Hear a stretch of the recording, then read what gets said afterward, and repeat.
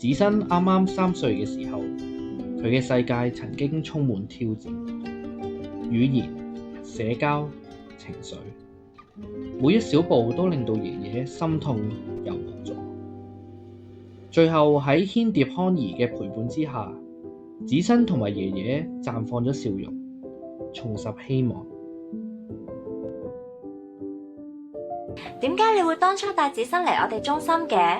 係，我記得咧，子申大概2歲幾嘅時間咧，我帶佢去 Playgroup，就發現咧佢同同齡嘅小朋友咧，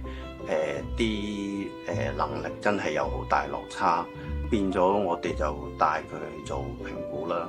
咁收尾醫生同我哋講咧，有發展遲緩各方面嘅問題。咁我哋嗰陣時真係好擔心。我記得嗰陣時佢都係真係只可以講幾個單字啊，咁同埋社交能力有好大問題。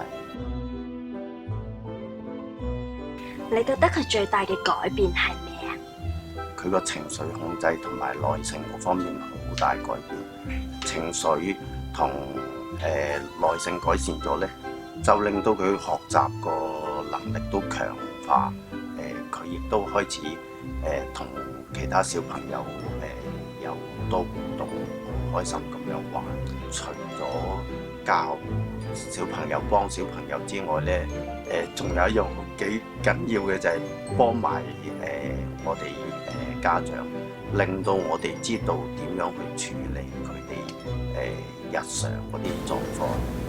子申最大嘅改變就係佢個人自信咗好多啦，講嘢叻咗好多啦。咁我都好多謝爺爺嘅，咁因為佢都好努力做我俾佢嘅家居訓練啦，咁就可以一齊令子申進步嘅。咁同埋喺 project 嘅時候咧，其實我見子申而家咧，佢提出咗好多自己嘅意見啊。因為呢一個我哋用探索式學習呢個方式咧，令到子申好多探索嘅機會啦，咁就可以等佢學習嘅嘢融入日常生活。我就見佢而家咧表達嘅嘢咧都好多啦，日常生活啲嘢都好多嘢都同我哋分享咁樣。揾有愛心同專業嘅教育者介入咧係非常重要嘅。作為家長咧，其實唔好介意俾人知，或者將小朋友嘅狀況講出嚟，同小朋友一齊學習成長係非常重要。